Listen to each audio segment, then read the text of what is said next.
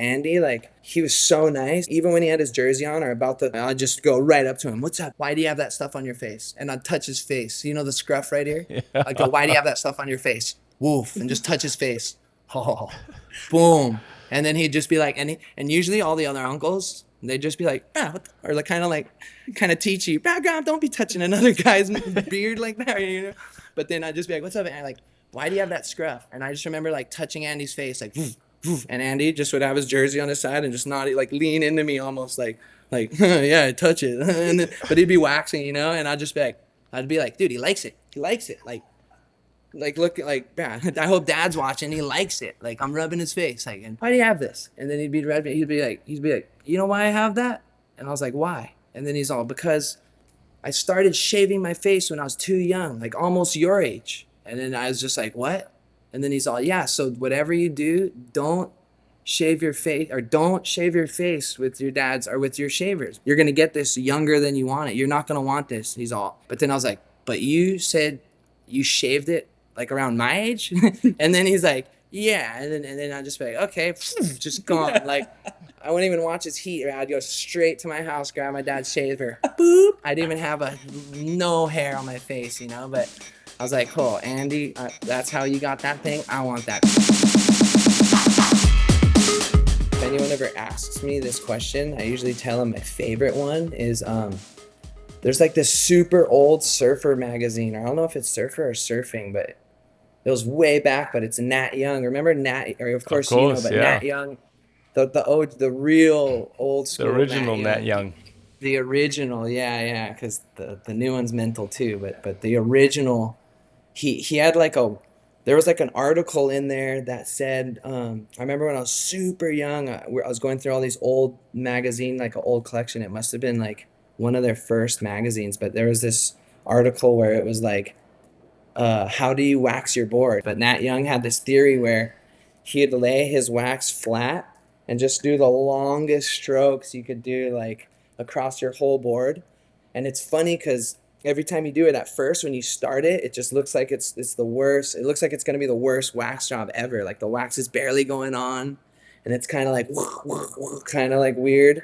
But then as you keep doing it, all of a sudden it makes these super long, like nice beads of wax, you know? And it's not I remember when I was younger, I loved the perfect little BBs, like the little BBs, you know? But I noticed with this wax job, it would make these long like crops, like corn crops or like farm crops of like wax. And I always thought that was cool because like, I don't know, it just looked cool. And it was weird because it looked ugly. Like at first it started really bad and ugly and then it just turns perfect. And then the more you do it, it just gets better and better and better and better. And yeah, that was always like my favorite. So you got to start with a new block, obviously, and then do you use because the bottom has got a bit of a curve in it, so do you start using the top of the wax bar, or do you use the bottom and then that curve finally flattens out? You're not, yeah, doing nose. Well, to be honest, you could use any side, and you could use any side and just go. But you're right, you want the new bar is the dream. But I've done it a couple times when I got into it a few times. You have a couple fun sessions, you know. You're like, oh, I need to do this when you're young, you know. This is the way. But I remember having like some junk little bars and just doing it. Okay, flat, go. And it'd look all ugly. Oh no, like, and my wax is almost gone. But then like eventually the thing comes out. Like I went home and told my dad, yeah, I started doing it at home. Boom. And then my dad was kind of watching me wax the board one time, like kind of like looking at me a little, not looking at me funny, but just kind of like, whoa, what? That looks like an old school wax job or something. He's just looking at me weird. And then I was like, it's the Nat Young wax job, Dad. And my dad was like, whoa, Nat Young's my favorite. Like, how, what? And then I just remember I was like, hey, I got to tell everyone Nat Young wax jobs. So when you see someone waxing their board with the wax flat like that, like it's definitely an old school thing because I see my old boy do it, but it definitely thinks straight away kook, you know? Like if someone's waxing it with a flat like that, you're like, guy's a kook, but it's the old school way. You're so right. Yeah, I've been learning too lately, like as I get older, I've been loving all like the stuff that actually is kind of like kooky. It's actually like roots or it's actually the original way, you know, because they were just starting, like they're just not, I don't want to say kooks, but they were just starting. Everyone was like, there was no way to do it, you know, like it wasn't 40 years of trying it out, practicing, working every which way to do it. Plus, they didn't get as many boards as we get now, especially you guys, you know? We get Yeah, hard hundreds to of boards. experiment. Yeah, so there wasn't just that much time to experiment. But we'll move on from the wax thing and catch up with where you guys are and what's going on shortly. But You've been We debunking. don't Mason's even been move on. debunking myths, though. The wax theory, the shaka theory. Tosh Tudor threw the loosest shaka we've ever seen, and Mason was like, "Whoa, like that's kind of heavy." And Tosh was like, "Oh, is loose not the way?" No, I didn't say that was heavy. I didn't. Or you said that was. No, pretty you guys loose. said, "Whoa, that's a gnarly shaka," and then I was like, "Let me check it out." And then you showed me the shaka, and I was like, "Whoa, that's heavy." but you know when you shake someone's hand and it's just a limp wrist, it's like the most pathetic thing ever. Is that like when you see a bad shaka, just like too loose and it's like a limp handshake? Hey, that's too funny you say that. Well, I have a few buddies that do the limpest handshakes ever, so I've grown. And then I have a few buddies that just crunch it like a man, or what you'd hear, the men do. But I've always been like a right in the middle. It's funny, I try to read them like when I go for a handshake, because I've grown up around the limpo and the limpy guys and the gnarliest guys where you're just like, whoa, why, uncle? Like you just broke all my little. I thought I liked to wear jewelry. Now I'll never wear it again. But anyway, I just remember like I like to read them right off the bat, like the initial, like the initial crunch or right when or limp or whatever they want to do, like. And then usually if they go too limpy, I try and give them a nice little crunch, like, hey, like don't limp out too hard, like. And then some guys go to crunch me, and so I just you half got to crunch them back, but I never try and over crunch anyone, unless they're limpy. But I like limpy too. Sometimes I'll go like, hey, I'm limpy too, like. So Don't tell us worry. about the Tosh shaka and where he went wrong. No, he didn't really go wrong. It was just like It was watching him overthink. Like Mason threw a locked in shaka, and you could see Tosh go like, "Oh, should I go loose or locked in?" And then Mason told us that he's been on this like locked in program. Yeah, no, I love it. I feel like the boys were like watching his shaka, and maybe he was too, but I didn't notice that. I just thought we were taking a photo with some shakas. I try not to judge any shakas because I live in the land of shakas, and there's so many shakas. Like there's all of them, but what I did notice when the boys were like, "Whoa, check out Tasha's shaka, bah!" Like, and I was kind of like, "Whoa, this could be funny. Let me check out Tasha's shaka." And I seen it, but when I seen it, I was like, "Oh, this is This is like, or it's like a I don't know if this is right or wrong, but to me it just told where he was in his life or in life. He's feeling loose, or he's like feeling it. He's feeling good and loose and. He's doing good, he's killing it. Or I don't know, it just looked like he was like, fuck yeah, whatever. I can throw this as loose as I want. Like, I feel good, like. Should foreigners be allowed to throw shakas outside of Hawaii? Of course. Or is the shaka being used and abused? Nah, to be honest, I love seeing the shakas, like, remember, like Ronaldinho or the gnarly soccer players, and they make the goal and you see them doing the shaka. I was just like... I'm not like the super soccer player or nothing or anything, but when I do, I love sports, sometimes a nice game, or like when I see even the UFC fighters, when I see them just knocking guys out and after they're like, yeah, shaka, I'm just like, like, and the guys from like, sometimes it's Dustin Poirier, or sometimes it's not even a guy. He's like from Some middle not the American ocean, fighter guy Justin throwing a shaka. Gaethje or someone. Yeah, they'll just throw like a shaka after they just knock someone. I'm like, yes. or someone will do some goal or a football touchdown and shaka or this shaka. I'm like, yeah, like shaka. Like Mason doesn't I'll tell my discriminate dad, against shakas. No, I love the shakas. So you guys are in Bali. You're there for the Ripcord Padang Cup. What's been happening? How the waves been? And yeah, give us a little lowdown of what's happening on the ground over there. Yep, we're over here at the Padang Cup, the Rip Curl Padang Cup, and what's been going down? How long has it been? Opening 4 days, 5 ceremony days? was sick. So thanks for refreshing my brain. I was like, 1,000 million things been going on in my brain since I've came here. It's only been 3 or 4 days though, but I think we got here. I was a little beat up. We had fun, but we went straight into the open ceremony, the blessing. We got to bless the event, and that was one of the most special moments, to be honest. Like, I don't want to sound like, what's that word, cliche or whatever is that? I don't even want to say that word or anything. I don't want to sound super, but anyway.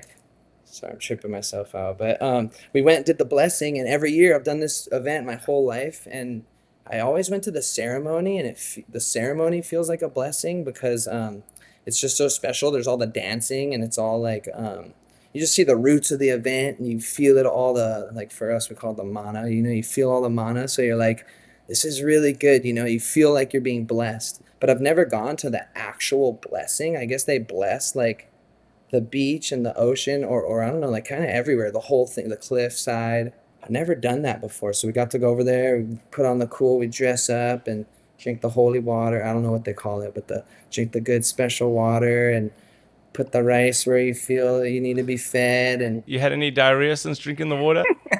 since then, no, Yeah, that's no. hilarious, man. Dude, I was trying to fake drink the water. I was trying to be respectful, but I was like, I don't know what this is. So I was splashing my face, and one of the guys running the ceremony looked over at me as I was faking it. So I took this like big gulp and was Can't stressed. fake it. I didn't fake It it. tastes like there's like roses, or it tastes like there's like flowers, or it tastes like there's something in there for sure. Because I think at first, my first one, I remember looking at my hand because I kept adjusting. You're on the ground, yeah.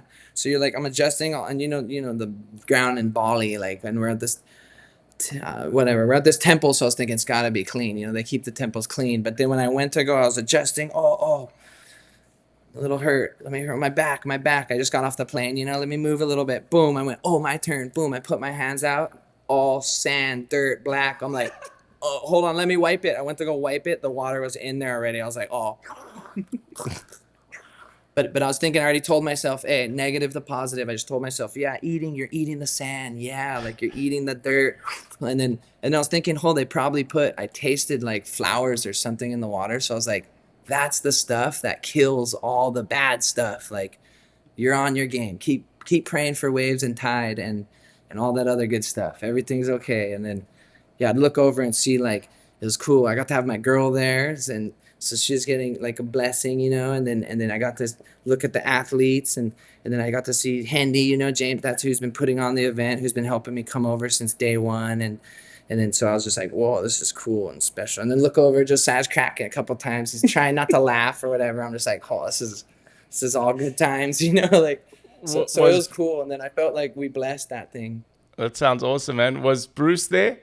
Or because I heard he got a last minute call up for the event. Yeah, Bruce was on his game. He wasn't at that blessing we were at, but he ended up coming to the ceremony, and he was there super early. Like, I got there kind of early, you know. I showed up, and I remember just being like, okay, where are we all gonna gather up? Most of the athletes, you know, where are we gonna gather up? And then I was kind of scanning the area.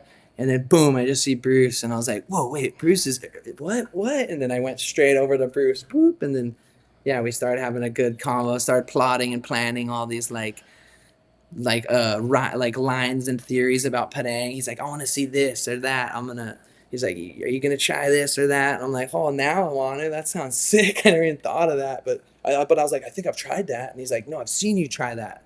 And you know what's gnarly is he was saying a lot of stuff that, like, I would think that maybe he didn't see, you know, just a lot of rides and things that went down at Padang over just the last few years, that, like, in the last 8 or 10 years, that I was like, Bruce I'm sure he hasn't taken notice of every little thing out there, you know, like, or kind of that I have. Maybe he's just like on a little more, you know. But then he was saying a couple things that even rides of mine where I was like, how did you see that? Or how did you know that? Like, and then he's like, what do you mean, man? You don't think I watch your videos or something? And I'm like, oh, you're the man. Like, oh my God, you are the man. Like, but he was, yeah, we're talking about, yeah, you know, little airs before the barrels, or little like theories or things you could do before or after, you know. But it made me realize, like, yeah, Bruce is so on it. Like, this is going to be so fun. And then we were there just early, and then all the rest of the boys, like, and girls came, and we all just hung together, and by the end, I was like, wow, this event's going to be so cool. I hope we get waves. Like, yeah, so what's the forecast looking like? This drops on Sunday, you know, Australia's Monday next week. Will the event run before then? Or when we spoke to Harry last week, he was saying there was kind of a swell looking like, you know, the middle of the month, but then there was also one earlier in the month. So what's going on with the swell there? I think the 11th is promising. They're going to run the trials and the expression session. I believe the 7th, 8th, and 9th, or the 8th and 9th. There's sick waves coming. It's just like we're in the middle of, like, everyone's trying to make a call, but there's some, like, promising swell.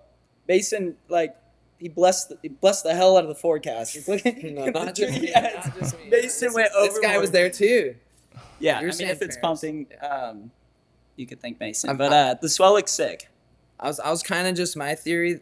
Every year I try to play with a new theory every year so it doesn't get too repetitive. Because I love coming over here, and maybe if you get too repetitive, it could get a little bit like because it gets more crowded every year. That's for sure. So, but this year it's been kind of fun. I just told myself like this first week, like just let everyone tell you what to do, or like usually I don't really do this one often, but I'm like just let everyone just tell you what to do. You know, like if they say it's this date, go. If it's that date, go. If it's not, cruise. If it's I don't know. I haven't even been looking at the forecast or nothing. Usually I kind of look and tides, and I even love to look at the moons and a lot of stuff. I get really into it.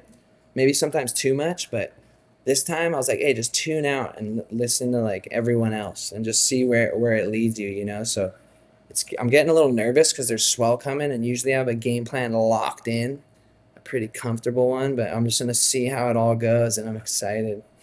Who's your picks for the event? Oh man, how do you pick out of all those? I wouldn't know how to pick on all those names because it's funny to see everyone. Like, I want to see James ride some waves out there too, you know, because it seems like he's such an artist. Like, it just seems like James is one of those guys who, like, has his way of riding and his own, like, how he grew up. And as you see the Fiji in his riding, like, you see it all, you know, and it's rare when someone has that. But also, I notice he has favorite surfers, like, and he loves them, and sometimes he'll do little odes to them, like, or I'll see little things, because even talking to him, you know, he'll like, I don't want to like pump myself up at all from this, but he'll tell me some cool stuff where I'm like, whoa, like I've seen you do that, or like, and he's like, yeah, it's like, you know, like whatever, but I'm like, dang, you're gnarly. And then other riders too that he likes, like that I've seen him connect with over time, I'll see him do things like that. Maybe it's almost like he's trying to like I don't know, like tip your hat to them, or maybe they're watching, they might notice like, whoa, is that, huh? Like, but then really he's totally him. It's nothing like that surfer. It's nothing like that surfer, you know? It's almost, It's like the influence isn't imitation. Like he's influenced that's by a people. sick way to put it. And that's how you are. We see influence from like obviously your dad, but you're not your dad. Like You're you trying took not- inspiration, yeah. but it wasn't like Well, direct. it's funny you say that, because now that is kind of what I've always, now you say, I almost get chills, because it's like, that's what I have maybe try and do, because there's like, even like a Mick, you know, sometimes I'm with Mick, I'm like, man, I could, and then I'll get a little zip in there, and I'm like, oh yeah, Mick's probably psyched, and then sometimes Mick will help me, you know, boom, boom, tell me on the trick, and then I'm doing it, and then you take it with you, you know, and you throw it, and so it's like, oh, you put in all your favorites, you know, and it's a big array, like, and then a Nat Young, like, oh, I'm waxing my board like Nat, I'm trying to zip like Mick, like, or whatever, you know, So or like, sick. there's all these cool little things, but really, like, I'm always me, like, because I'm never nearly as good as those are. You know, but it's like, oh, ode, and then all of a sudden, oh, and it's all kind of me, you know. It's like, you know, I don't know. Yeah. But I noticed James is one of those guys who, like, he's himself, but I see all like a lot of, and it's cool because it's a lot of new school. Like, I see he's got like an old school style. I feel like that Fijian surfing style is so like not modern, but like so back in the day. His surfing looks roots, but then I'll see like he'll look like Dane or John, or he'll like do a little tink, like, here, check this out, or like the boys, you know, and I'm just like, oh, he's the man, or like so I don't know. I want to see how he rides Padang, because Padang's also tricky. Like, it's just such an open canvas. It's almost like everything you ever dreamed of. If you want to go back, talk about him and I were regular foots, but backside tube riding, like, because you could take off, you could maybe do an air, you could do a turn, you could do a hop, you could do a big crazy stall, you could do anything off the bat. It's so playful and butter. It's not like Chopo or Fiji or Pipeline, where you gotta just like ride or die, and then you get to play. Maybe like this thing's like you get to take off, and if you're there, you could play right off the bat. You could take off with your fins backwards at Padang, and do the like you do in the wave pools, you know, and turn and then go goofy and then whoa. But then eventually you get to be in that special like a barrel, like you feel a Pipeline, or you feel a Fiji, or you feel a Tahiti, or that Chopo, or those special barrels, you know. And that's why everyone probably comes to Indo and then Padang's like the top of it. That's probably why Jerry came. And who, going back to, you're talking about influence outside of your dad and Uncle D, who have been some of your biggest influences through your life? I try to like evolve with the times a bit too, because I grew up just so loving the old school. Because like I kind of grew up not fully in the old school, but I grew up like around kind of some of the old school. Like my dad and my uncle were kind of like, the 80s maybe, or the 70s maybe. My dad but I would always hear them give odes to like the old school, like a Nat Young, or those guys. So I was always like, oh, Nat Young, or all these old school guys, or even Michael Peterson, MP. Like my dad, everyone was like, "Oh, MP, bad." Like, so I was just like, "Oh, okay." All of a sudden, I'd be watching Wave Wars and you're seeing Archie or like those guys, Christian Fletcher and even Nathan Fletcher, and he's young, he's like tiny. So they're like doing the airs, So you're like, "Oh, I'm gonna go like do airs, like I'm gonna go grab my rail like Archie through the thing," and then. But really it turned into, for me, it really turned into like Andy and Bruce Irons and like Chris Ward. Those were like when it was always like my dad and my uncle.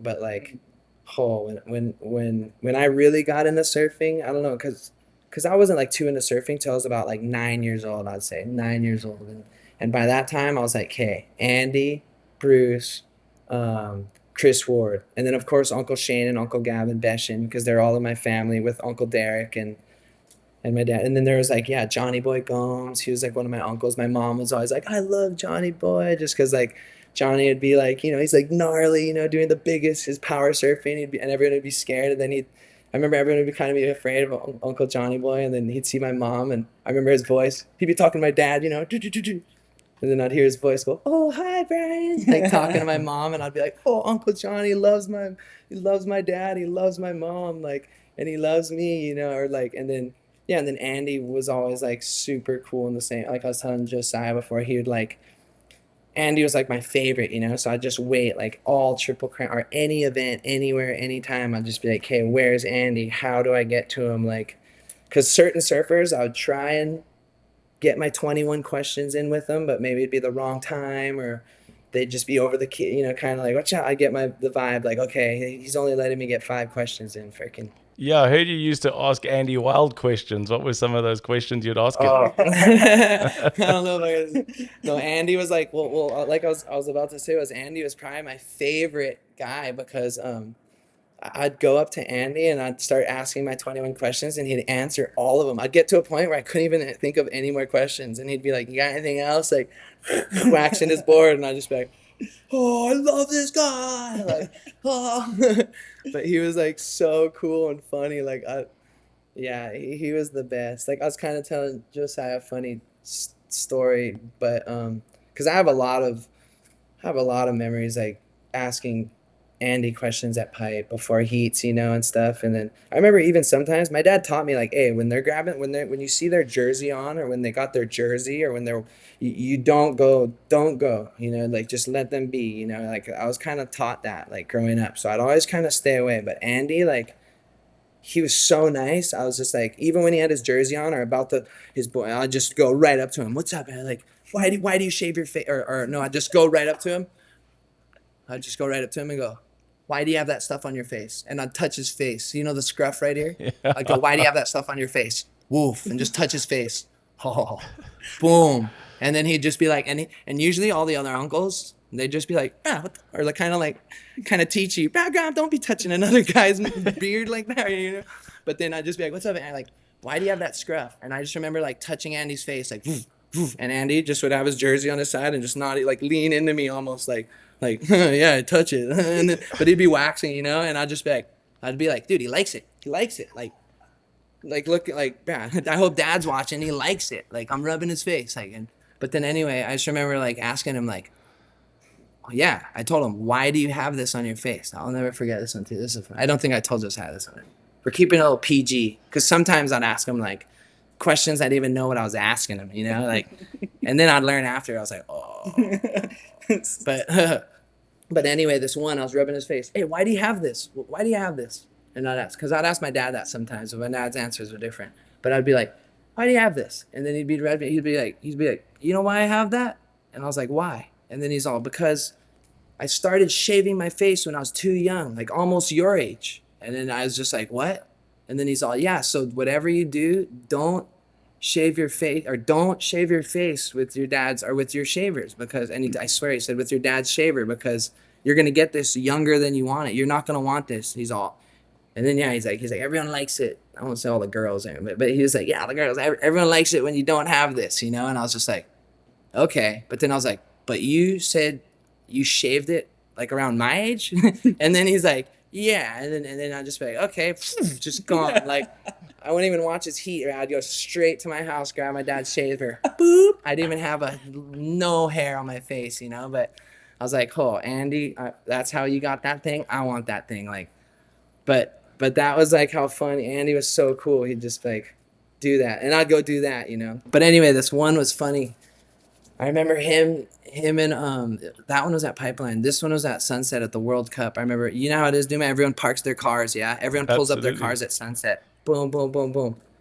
So I remember everyone pulling up their cars, and I show up, you know, and my whole deal was every day, like every time during this time, I was like, okay, where's Andy? Where's Andy? I gotta go ask him the new questions. I got new ones. Boom, I kind of would see him. Eventually, I'd find him. I'd even ask my dad and uncle, you guys see Andy? And they would never tell me nothing. They exactly. But I found Andy, and he was in Uncle Sonny's car. He was in, it was him and Uncle Sonny, and they're in this little, like a pickup truck. I want to say a Tacoma or something, but I don't even think it was a Tacoma. It was like a Nissan. But anyway, it was like an extra cab, just a passenger, a driver, and then a tiny, you know, the extra cab in the back. And I remember I was like, okay, Andy's in the passenger seat, Sonny's in the driver's seat. I was like, I'm gonna just sit here and stalk this place until someone's gotta leave or Andy's gonna leave and I'm gonna follow him and get him, or Sonny's gonna leave and I'm gonna jump in the car. And then boom, eventually Sonny leaves, Uncle Sonny leaves. I just instantly run in the car, boom, jump right in as soon as he moves. What's up, Andy? Or what's up? And then Andy's just like, oh, what's up, man? What's up? And then my buddy, I had a friend, yeah, I told him, I opened the car. Hey, the back's clear, get in. Boom, my friend Crew jumps in the back. Boom, in the extra cab, yeah, he gets in the back. There's all the video games. Remember Sonny Garcia, Pro Of Surfer? course. I remember he sees the video games. Bro, Mace, they got video games. Here's one for you. Here's one for me. And he's like, hey, boys, don't even touch those, bro. Uncle Sonny's going to snap. Like, and then I remember I was like, oh, shit. Like, put the thing right back. I put it back, and my friend Crew's like, yeah, right, bro. Uncle Sonny's freaking, I'm taking this no matter what. Because him and Uncle Sonny, they were like, his family was gnarly. They were all like family, you know. But I was just like petrified still. But I was just like, okay, whatever. I'm like, hurry up, Crew. We probably got like a limited time here with Andy, so let's just get him. So I started asking him all these questions, and eventually, I was telling Josiah, but eventually they got pretty gnarly for like a kid to be asking him pretty bad. But he kept answering all the questions. So I was asking him, oh yeah, this, that. I don't even want to say all the questions because they're kind of gnarly, but they're fun little kid questions, like almost questions that an adult would just be like, hey, like you shouldn't. Sex ed with Andy Irons. Maybe your parents. Yeah, maybe your parents. Sex ed, for sure. Yeah, like almost like sex educational, like we'll just call it, you know, try to be as nice. But Andy it was was the gnarly, you know, and badass. Andy was straight up answer. He's so cool. He's just like, you want to know, Gromit? Here, we'll tell you. And in my eyes, I was like, this is from the champ. This is the Bible. So anyway, like, eventually Uncle Sonny came in the car and he's like, bro, what, Groms, get out. He's all, get out of the car. And I was like, oh shit. And then Crew's like, hey, Uncle, we're taking these two Sonny Garcia surfers. And then he's all, Ed, or he's like, yeah, no, but he's like, oh, I brought those for I already promised these other kids. And Crew's like, well, I'm taking one for me. And then boom. And I was like, no worries, Uncle, I'm good. And he's like, nah, here. And then Uncle Sonny gave me mine too. And I was like, yes.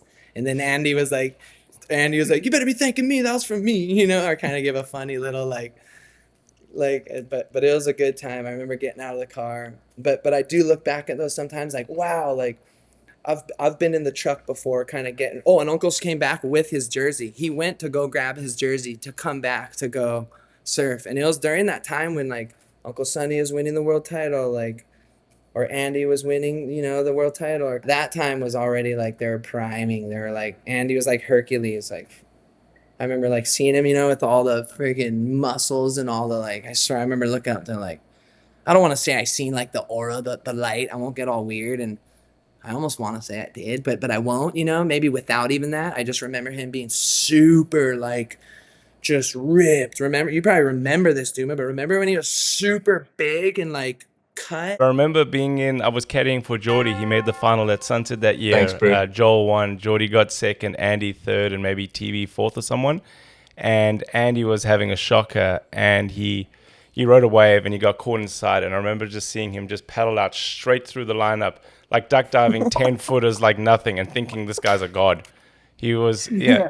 It was like Poseidon or something, the way he was paddling and duck diving these bombs that everybody else Just was didn't bailing. even go around. Yeah. Just like a shock through the lineup back out there and just like screaming and yelling at waves, and it was like the seas were parting for him. Till this day, like I swear, just a couple days ago, like every now and then when I'm paddling through the lineup, when I'm paddling, like sometimes I'll be like, sometimes I don't know if it's my board, you know, maybe I'm on the wrong board or something, or maybe I'm a little out of shape or something, I don't know. But sometimes I'll be paddling and I'll be stuck, yeah, and I'll feel my board going under, and like, or the waves are a little big, or sometimes I won't know the current of a certain, maybe I'm in a country where I just don't know where to paddle out and the thing's just wailing me, you know, I'm just like, like, fuck, I'm not moving. But I always think that's weird you say that about Andy, because I wasn't there for that, but that makes perfect sense of empower there, because I always think of Andy, like I'm always like, bruh, Andy, like just Andy would just get through this, like, and then it always just that thought kind of gets me on this nice little like, ooh, I'm grooving again, or I could kind of get this going again, like.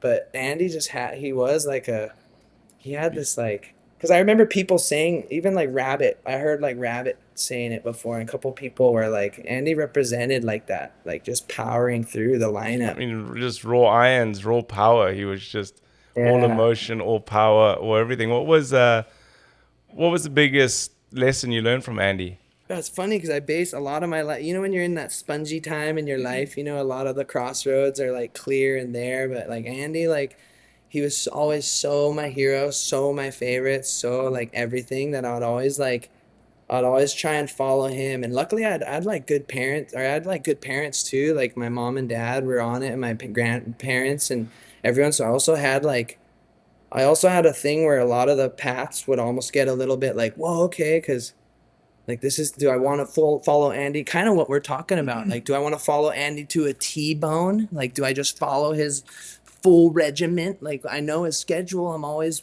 around, you know, but there's like these moments where I'd be like, okay, here I'm gonna turn right here, and then Andy, or I'm with Andy and then I'm turning right here, and then when you say the lesson, what did I learn? Like a nice good lesson. I remember one of the last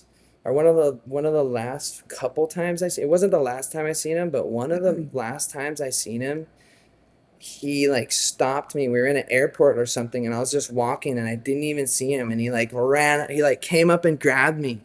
He's like, hey, and then I kind of turned and I just seen his Tomba hat. Yeah, I was like, oh, like, and then he's all, what? Or he just kind of gave me like, you don't know me anymore or something. And I was like, what? And he's like, you just walked right past me. And I was like, I had I didn't even see. And I was kind of like, I didn't see. And he's like, oh, I'm just fucking with you, man. And he's like messing with me. And I was just like, and as this was like, as I started getting older, because like you said, there was times where he'd be in the heat with Geordie, you know, like in the final at Sunset battling. And I grew up with Geordie. I'm like Geordie's same age. Yeah. And I grew up with you and Geordie. And so that was already when we were like young men, you know, like, right. We were like young men already. And he was still doing his thing. But so it was funny because I grew up, like I said, like I'd be as a kid asking him questions in the car, and then the next season I'm a little older, the next season I went through all these like funny, cool chapters and fun times with Andy.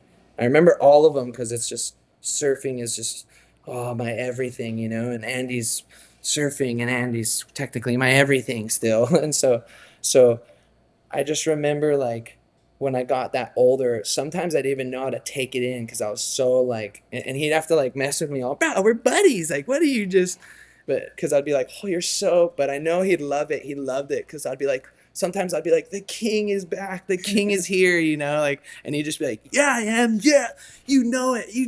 Or like, but I just remember this one time he just told me, he's like, hey, because I think I like wasn't making heats or something, or I didn't make a heat or two. And he's like, what's going on? He's telling me, you surf so good. Or I don't want to like hype myself up, but he was telling me like these cool things, like, you're surfing so well. Like, well, you got to take these guys on in the heats. Do you want to do it? Are you taking it serious? Like, do you even want to do it? And I was telling him, dude, I love it. I want to do it.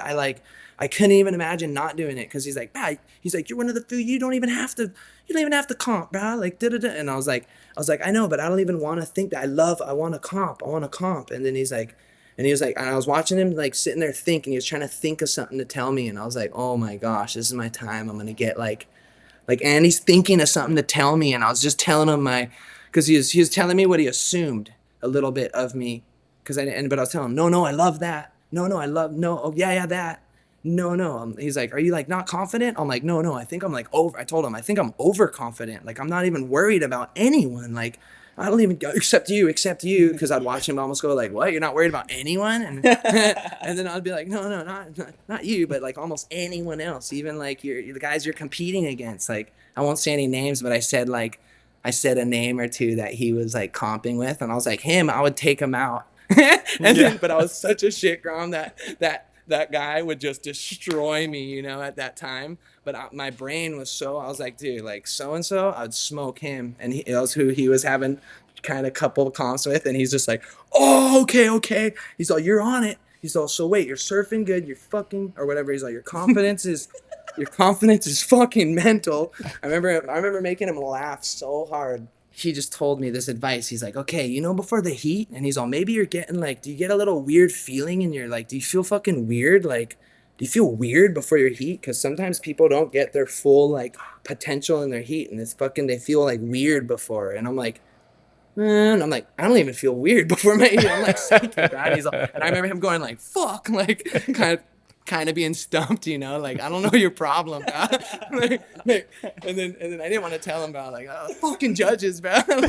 But then, so I was sitting there because that's what everyone might say, but I was just like, come on, bro, what is it? And he's like, fuck, and he's like, well, if you feel that feeling, or he's all, and sometimes he's all, and then I remember him going like, you don't feel like in your heats, you're like, something's holding you back, like something a little bit, and I'm like, and I was thinking, yeah, kind of, I don't want to say it again, but the judges, but I was like, fuck, bro. I was like, kind of, yeah. Like, I'm like, I guess I'm not doing because in free surfs I could do 2 huge airs on a wave and all this. And I'm all, maybe I'm not doing my 2 huge airs on the wave. And I'm all, yeah, I guess I feel like I'm being held back a little bit in my surfs. Yeah. And then he's all, well, that feeling you're feeling. And he's on, maybe when you just lost an event and you're feeling like, fuck, it feels like I'm just not being me in the heat. He's like, you know what you got to do? He said, you gotta get fucking. He's like, you gotta realize that feeling, and start getting super pissed off about it. And then he's like, yeah, no, and I'll never, like, I won't get that twisted. I won't remember, or I won't get that wrong, because I remember it perfectly. He's like, that feeling, and he's all, that feeling. He's all, fucking remember. He's all, if you're not feeling anything, if you're just numb to that, and he's like, you don't feel that, you're almost too confident. He's all, there's something holding you back because you're not making heats. And he's like, so fucking feel that feeling. He's all, observe your last, like, what happened. He's all, get fucking like angry, He's like, maybe you don't have to go break stuff, but he's like, just get angry, and then go like, and I was thinking, and I remember telling him like, yeah, angry. Okay, get angry and go work on it. And then he's like, yeah. He's like, yeah, you go fucking work on it. You get all angry and you go work on it. And I was like, holy shit. And I was like, I know exactly what you're saying. Like, and then pretty much at the end of the conversation, I was like, so the judges are like the judges are like almost like the gods, like anything they want, like, because I was thinking, fuck, I want to be like you.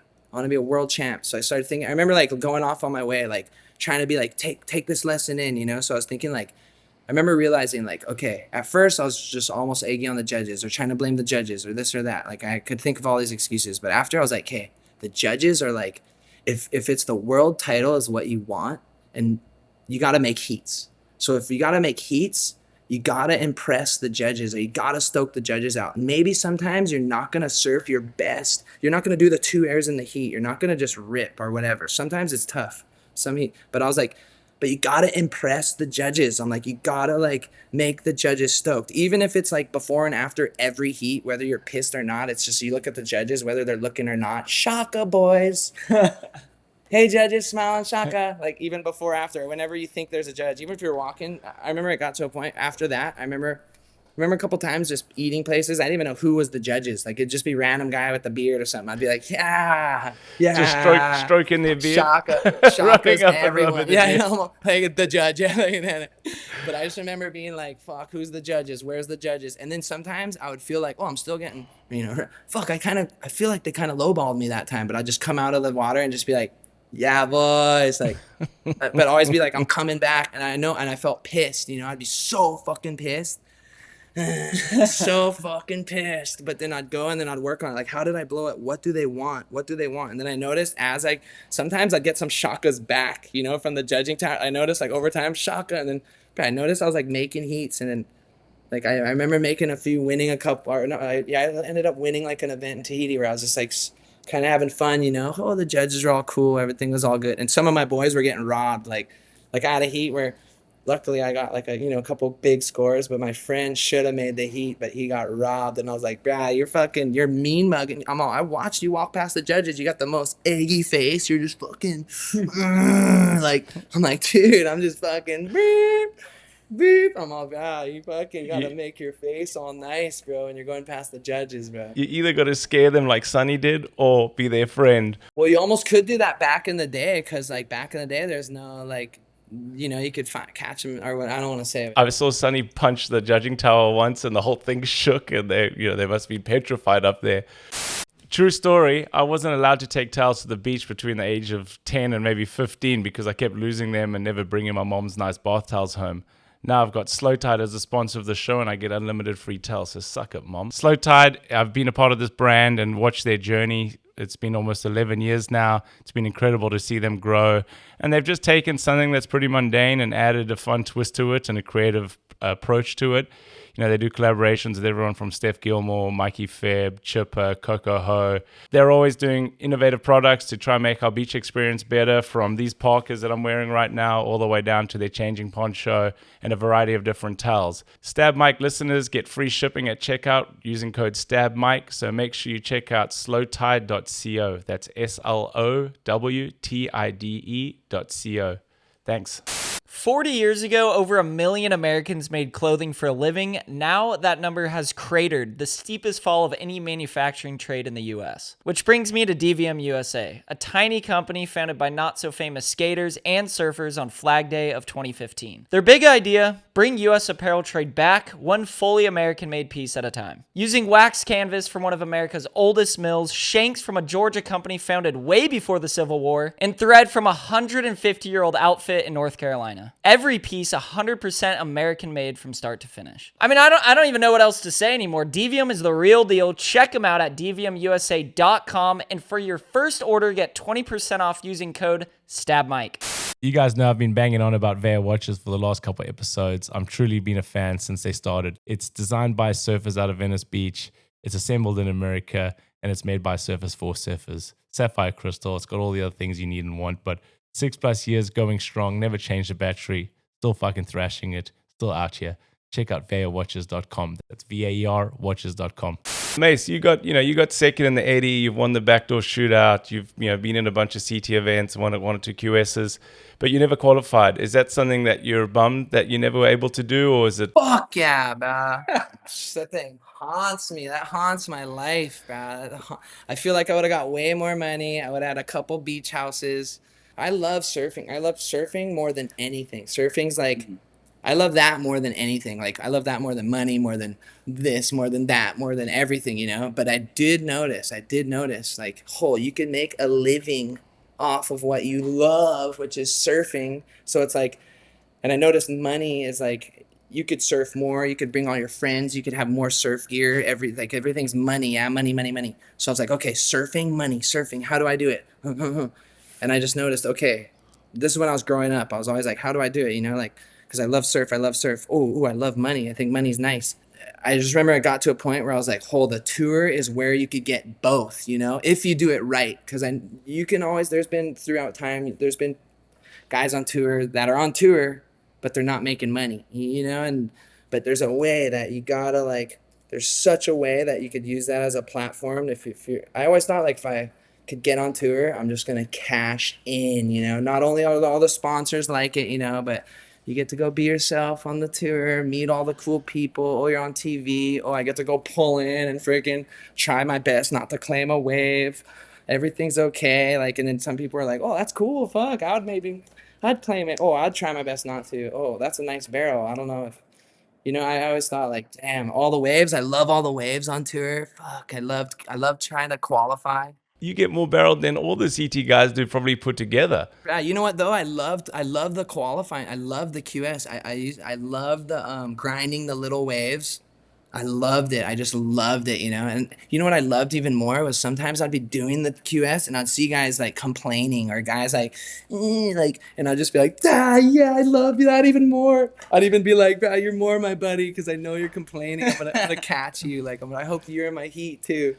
I'd get to surf with the moral bummer guy. Come on, bummer guy. And then I'd watch them be like, almost notice sometimes the more happy you are and the more they even get more bummed. They're like, oh, like, why are you all bummed or why are you all happy? And I don't know. It was just so fun. I loved fucking with everyone. And then yeah, sometimes I'd have good heats. Like, ha ha ha. It all came through perfect. And then like, yeah, it just takes like, I noticed it's like, you gotta be like, you got to get lucky, you got to get through it's not just the day or 2 or 3 days. You got to get through the weeks, and sometimes I try to keep my level head, but sometimes I'd be so happy in my bedroom. Like, how am I going to mess with these people the next day? And then I don't know if my thoughts are bad or not, but they just, my dreams are done. In the future, looking back on your career, or even now, like you're still in the middle of it, like what does success look like for you? Because you could have qualified for the tour, and it would have been like it could have been brutal, or it could have just been this battle to stay on, or you would have got a title, or like there's all these things. But like, how would you look back on your career and what is success for you? I couldn't even see myself doing bad on that tour, but I couldn't even see. Good thing it didn't happen. Yeah, no. That. It just would have been titles and money. No, that's all I could imagine. Titles and money. Who were the guys that would have been going? I would have had them all, man. We had a good time with all of them. I had a good time. They were ripped though now too.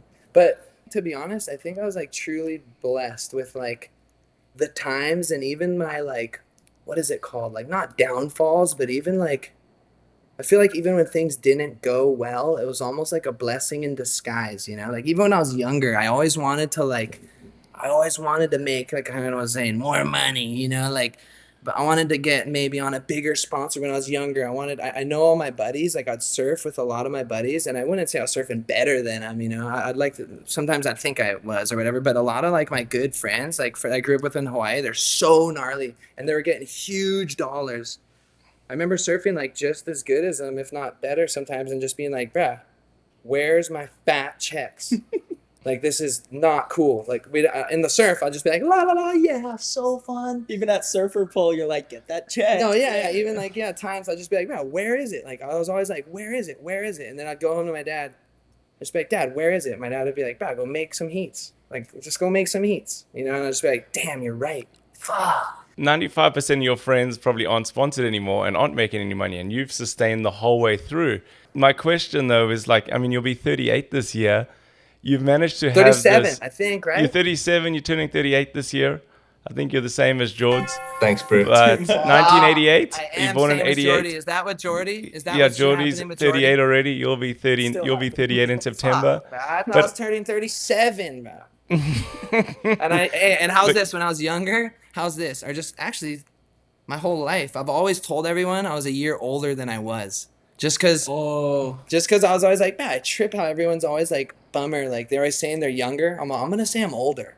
And then I'd always tell everyone I'm older. And then I think once I hit like 35 or something, I was like, I better just not, I'm over 36 or 37 or 38. Like, might not tell them I'm 39, or whatever. But I think I just slowly stopped saying my age, man. So I forgot it. I'm 38. 38. We'll be 38 in September. But you've managed to have this illusion of being a Grom forever, and you still have that youthful energy and that excitement and pure stoke. Like you're relentlessly optimistic. How have you kept that for so long? And it's really infectious. Bro, when I'm 42, I'm making the tour. Watch 42 is gonna be lethal. 42 is gonna be my year back. Thanks, bro. George, when do you think a surfer hits their peak level? At what age are they? You and Dane came on super early and changed the way that people ride waves, and especially the competitive landscape. But for you, when is that the age of peak performance? It's so different for everyone, but personally for me, I feel like it was maybe just before injuries and things where you just weren't afraid to go for everything. Maybe 27 to 30, like somewhere around there. I felt like the body had reached like male man status at that time. I don't know. That's when I was like most confident in my body. Like you get stronger as you get older and things like that. You can build muscle and you can work out a lot, but I think you're just not thinking like, I'm going to risk it all right now on this. Dane, when do you believe you did your best surfing? When the question was asked just now, I instantly said, and this is only in hindsight, but 26 to 30 for sure. But at the time, I felt in my brain that I was already past my prime and was getting pushed out by, like, say, John and those guys. But in hindsight, I think I was doing my best surfing 26 to 30. But like Jordy said, it's completely unique. There's some people that are so good when they're 18 and then plateau. And then I feel that when I was 18, I was not that good and got a lot better in my 20s. I don't know. I think it's pretty personal to individuals. I think Kelly and Andy's peak was different in the sense of performance. I think they both were performing at their best around the same time. They were just different ages. And so, like, I think Andy's run looked like it was probably from like 27, 25 to, I don't know, 28, 29.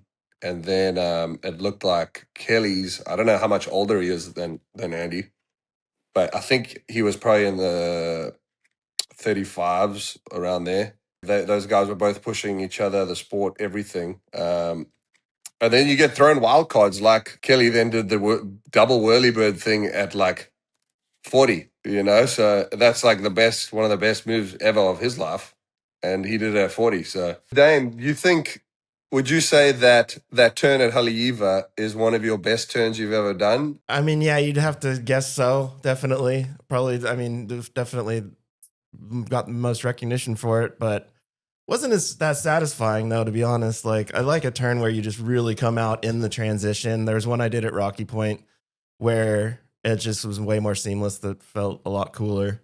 That one, there's so much turmoil and the whitewash and stuff. I know the one you're talking of, and I completely agree with you. And I was trying so hard to make it because I was in a heat and losing, and like I was just like in the whitewash and shit. It wasn't as like cool feeling as like, I don't know. I like when you come out of a turn real seamlessly with Super speed clean and stuff. Yeah. And then I guess what age were you, Jordy, when you did your favorite maneuver that you've ever done, whether it was a turn or an air? I mean, I did like the rodeo, which was like, whoa, kind of surprising in a way. I was 20. Exactly like you say. So like you'll go out and you'll do an amazing turn, and then you'll come in and you'll watch it, and it felt insane, and then you watch and you're like, oh, damn it. It just didn't look as good as it felt. This is 40. Hello. Thanks, bro. No, I think my dad made the Pipe Masters final when he was 42. I was gonna say you got the gene. Your John- dad's almost 70, and he's still sending it. Yeah, Pipe yeah. and back door. Yeah. Pops was 69, yeah. But how do you stay so stoked? I don't know. I feel like nothing's changed. I just feel like I'm psyching. Like absolutely nothing's changed. The waves are still firing. My boards are still mental. I'm more on it than I was before. Actually, my health, I've been working on my health before I'd even care about my health. Like when I was younger. Oh, boy, yeah. And then I just hit you know why too? I was always kind of a little bit late bloomer too. Like I remember a lot of my boys, like we're talking about the Czechs, they're all fat. And I was young, mine were pinner. And then I just remember eventually, I was like, oh, bro, they're getting a little fatter, bro. I just keep chipping away. No, to be honest, lately, you know what's been fun is my late little one lately is, bro, I've been farming a bunch. And it's been sick because, surfing, I love surfing. I've been so into it my whole life. And I'm so into it, of course, now or whatever. But it gets a little, and you feel like you're doing it. I do so much. I do kind of a lot. I cover a lot of area, especially on my tiny little island. But eventually, even if I want to go farther, it's almost like more time, more hard. So you got to be more smart. But I notice I have a little more downtime here and there because I got my shit so to a science now, like that I know how to do it all. And so my free time's a little more. I'm like, oh, whoa, fuck, what do I do? But I've been farming, man. I've been noticed the farming's been super good for me because I've just been reconnecting in the I'm into like I'm like Chinese too, yeah. So I'm all into like balance and I love all the the yin and the yang, the freaking you got to keep it all equal, this and that. But I've been going up in the mountains lately and farming a lot, and so I feel like I'm away from the ocean, falling in love with the land, and then in Hawaii our land's been just ravaged for centuries, so I feel like the land's all beat up and just like no one's giving it love in certain areas, and so I got this little spot now where we've been rejuvenating the land a bit and taking care of it and growing stuff, and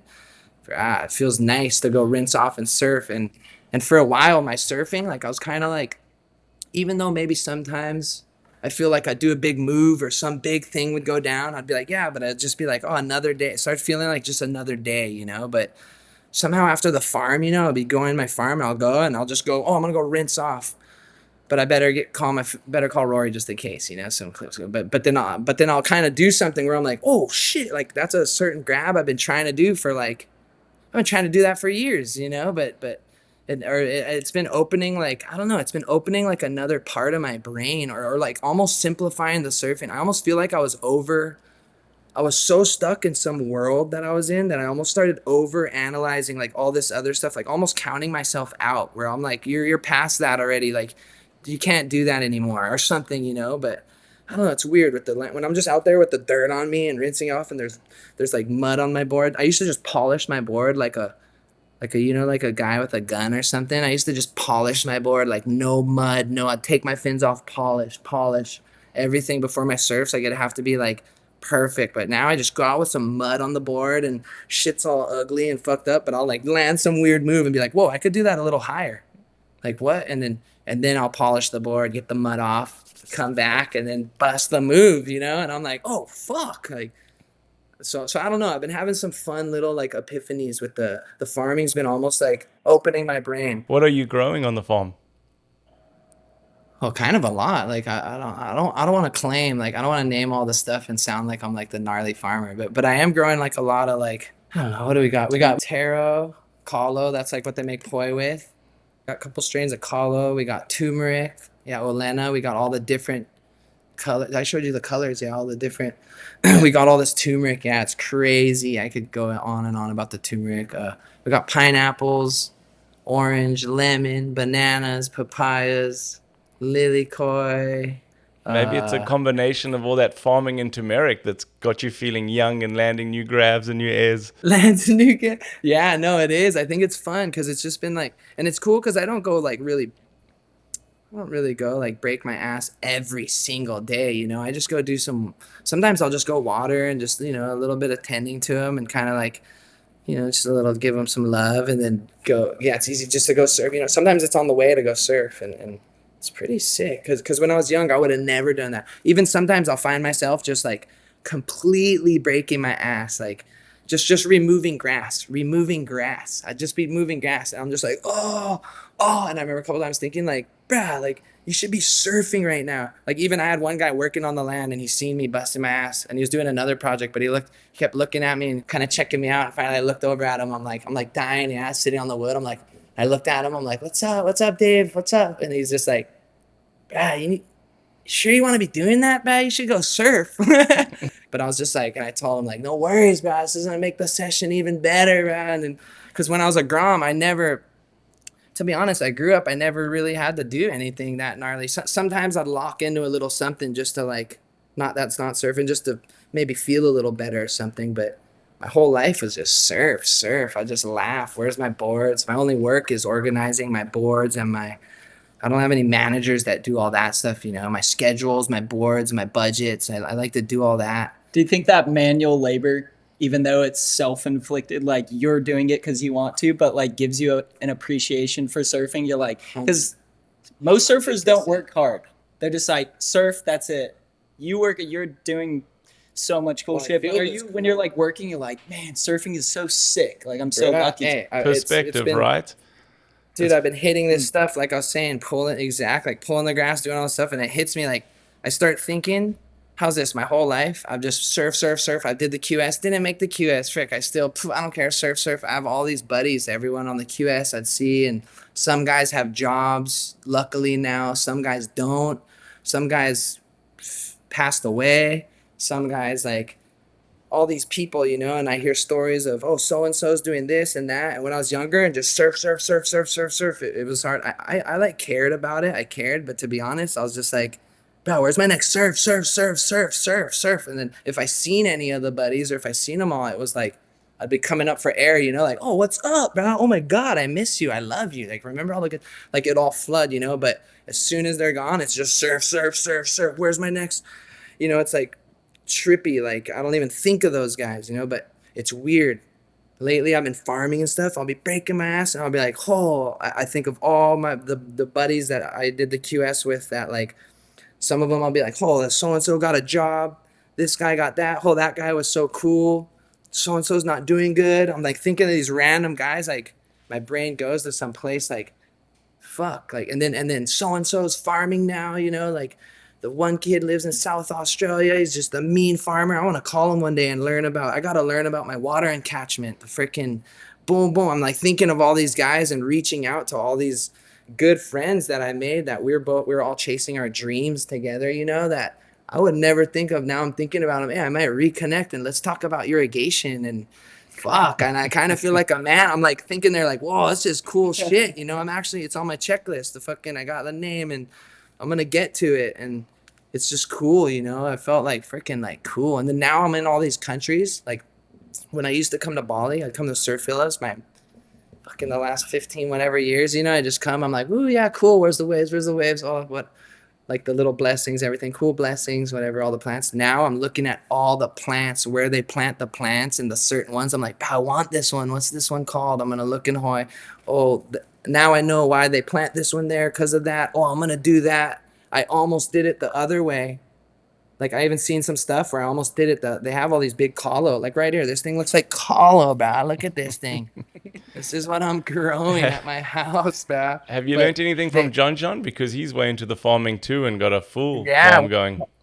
Well, bro, that's the other thing, is I didn't even know or care what if John was farming. I was just like, bro, but now even hitting my grass, I was like, bro, John's farming too. I'm like, John. I heard, I'm like, bro, I need to get some bees going, and like, and I was like, John's so gnarly. He's already on. He like even brought me like John's like, I appreciate the daylights out of John, like, because even when I'm in my surf world, he's the man surf, like world titles, everything, you know. But it even made me like, whoa, John's already on to the Aina thing. Like, he does his honey, and I was like, yeah, John's the man, bro. That's why he's the man. Yeah, like, and then I'm like, oh, my fucking back hurts, bro. All these hard workers out there, fucking Terry Richardson's in the coal mine, right? Like, I'm like fucking thinking of all these random gnarly fucking old school guys and new school guys, and like, I don't know. It's just like it's like humbling. But then really, I know I'm still, I know, right? I do have a fine line, because I'm such like, I'd like to think I'm a professional surfer, you know? So I know my fine. Sometimes I'm middle of the job and it'll just, my back will down. I'm just like, fuck this. Just kick the rake right down. Fuck that. I can call my friend, hey, finish this job, bro. I tried. Fucking, and then I go right to my board, paddle out, and just fucking. I wanted to ask you about music. You know, you obviously use Jimi Hendrix on all your YouTube videos. Where did all that influence come from? Like, what did you grow up listening to your dad listen to? Yeah, well, there's some sick stories about Dad and Jimmy. There's Really? some kind of funny, sick ones. Yeah, like not Together? not high five, not like this right here, but like I got like at least two mental Jimmy and Dad stories. And then Uncle D was like a music master. Uncle D, like, there's something about music in our family. My mom was a DJ growing up, like at Steamers, like the only club on the North Shore back in the day. She was like the main DJ. Like, you know that one song, the Men at Work, you know, the land down under, or the Yeah. you come from. I remember my mom. So my mom was like, my dad brought that record when that first came out. My dad was like, I wonder if it was around Stubbies or what, the 70s. It was early. I wonder when it was, but I remember my dad and my mom always tell. It's like one of those stories, you know, you always hear kind of at home. But I remember my dad, like, supposedly Dad brought home like two of those records from Australia when they first came out, and I think they were only in Australia or something at this certain time.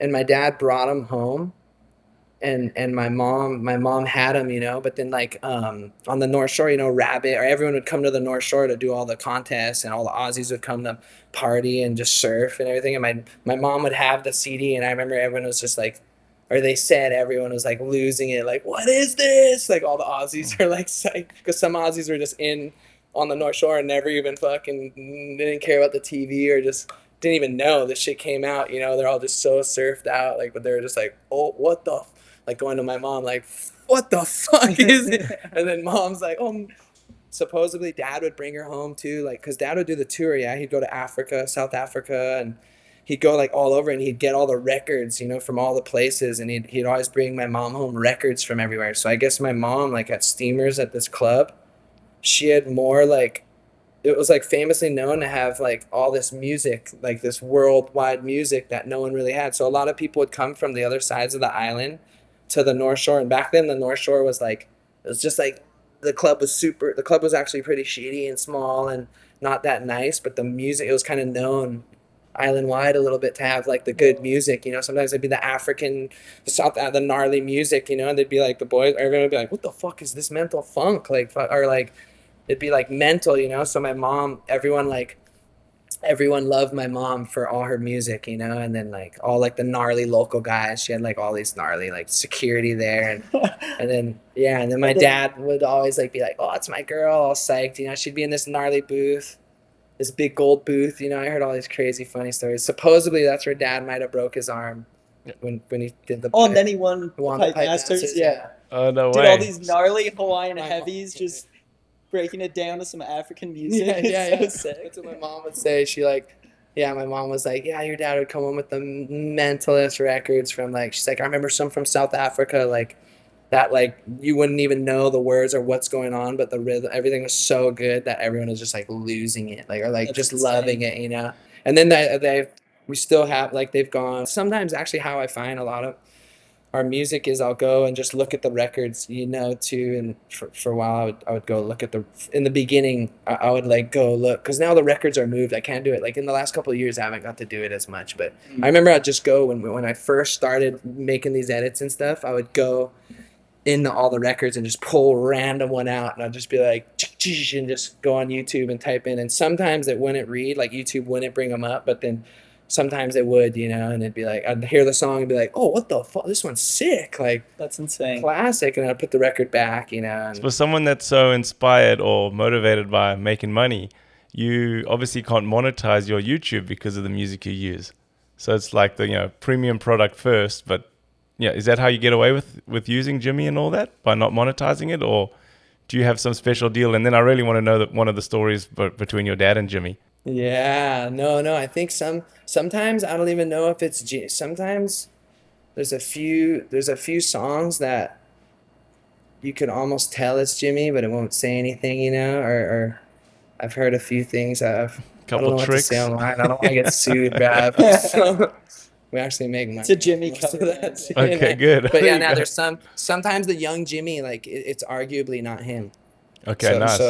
But if you know it's him, like sometimes, there's a couple we got some old records too that kind of like Jimmy when he's younger, because Jimmy was gnarly. Jimmy would play for other bands. He'd play for other bands, but there was like a moment where he just would kind of try and like rip a little more, because at the time when Jimmy started, it was more like dun dun dun. Everyone would kind of like play, and then sometimes Jimmy would try and do a little flair and play, and then he'd get kicked out of bands, and I think he'd get like, or not kicked. I don't want to get it twisted, but supposedly he like broke through, and a lot of his music in the transfer is pretty sick, and it's out there, but it's just hard to find, kind of tricky to. Then what's the Jimmy and Dad story?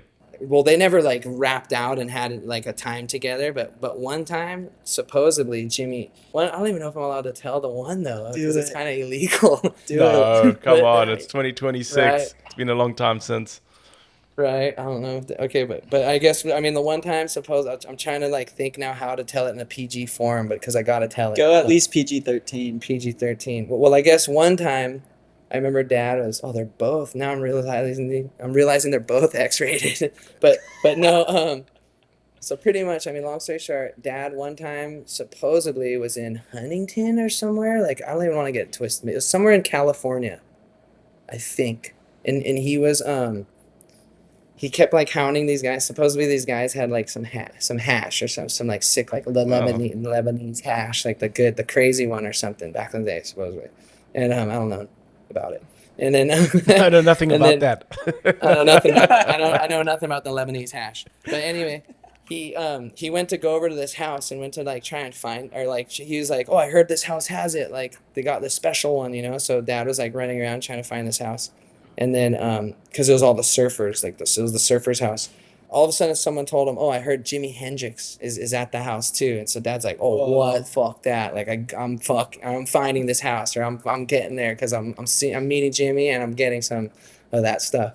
And this is all supposedly. I wasn't there and I don't know. And this is just vague memory of Dad telling me a couple times a little bit. Say allegedly, that's how you clean yourself up before. Yeah. Well, I never said this one on record before, really. But Dad, I guess, was found the house and was like pounding on the door. Tick, tick, tick, tick, tick. Let me in. I know you guys are in there. I think the guys like opened the door, yeah, when they cracked it. I guess Dad was trying to open it all. Bro, I know he's in there. Where's Jimi Hendrix? I know he's in there. And then supposedly, like, the guy's like, the guy's telling everyone, like, hey, Michael's here. Like, what do I do? Like, and he's like, bro, just let me in. Let me fucking in, you know? And then I guess they're like, don't let him in. Like, and then the guy's like, just give him the whatever. Give him the stuff, you know? And then I just remember something like, this could be wrong. I don't know what, allegedly. Yeah, but allegedly, like, when Dad heard the guy just go, yeah, just give him the stuff, get him out of here. And my dad's like, yeah, that's all I need. Fuck Jimi Hendrix. You know, and then I guess supposedly Jimmy, like, he heard like a chuckle that was like I think maybe Jimmy chuckled or something. I don't know, but supposedly he was like, just give me the shit. Fuck Jimi Hendrix. And I guess everyone in the room was like, bah! And then the door shut, and the guy, I guess, went in the rain gutter. Yeah, in the rain gutter, he like pulled the a little thing out for my dad, and my dad like grabbed it. But my dad was like, I didn't give a fuck about meeting Jimi Hendrix once I got that thing. And then the other one was like Rainbow Bridge, the actual concert. Dad was almost there, but he was just a grom, and he took too much of that, whatever they take, like, what is it, acid? I don't know. but supposedly Dad took too much, and he couldn't get up the hill. And it was funny because he went with a bunch of Beach Boys, like, because I guess Jimi Hendrix played a concert in Maui. Okay. Way up by Honolulu Bay, but way up in the mountains. Might have been his last concert, actually, too. Rainbow Bridge. But my dad was there going to it. I remember the whole plan was all the boys were going to go surf or something. Oh, I hope I'm not getting this all twisted, but I'm pretty sure, allegedly. I guess they're all surfing Honolulu, you know, and the whole plan was like, oh, we get to surf Honolulu Bay, and then we're going to go watch Jimi Hendrix by the evening. It's the best day ever, you know? And I think, like, my dad was super young, allegedly. I think, like, the boys, all the men, all the gnarly men were going to go, the Beach Boys and Waikiki were going to go do that, you know, surf Honolulu and then go watch Jimi Hendrix. And then my dad was like, I want to go. And then I guess my dad's dad, Chico, he was like gnarly, but he told them like, hey, you guys got to take my son, and everyone was maybe like, oh, we don't want to be responsible, you know, because Grandpa Chico is kind of gnarly. Scared of him. Yeah, and then I guess Grandpa Chico picked another uncle, I forget, oh man, I didn't know, Uncle Dino maybe, but made him like, hey, you got to watch him, you got to take him, you know, he wants to surf Honolulu and see Jimi Hendrix. And then so they all went, yeah, and then I guess when they went, yeah, I guess they all did their thing, and then Dad probably was like, I can handle, and then just like, it was like, bleh.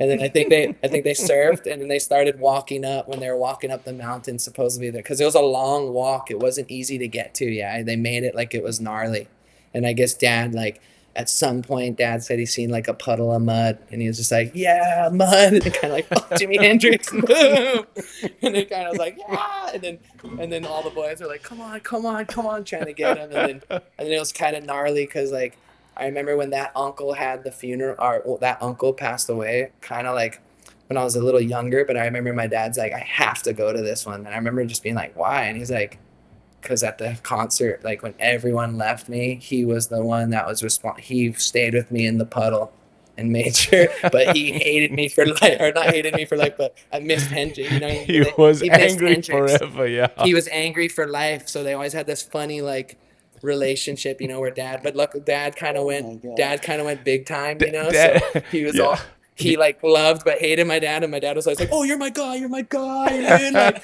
Like, and then the guy'd be like, "Fuck you, I love you, man. Fuck you."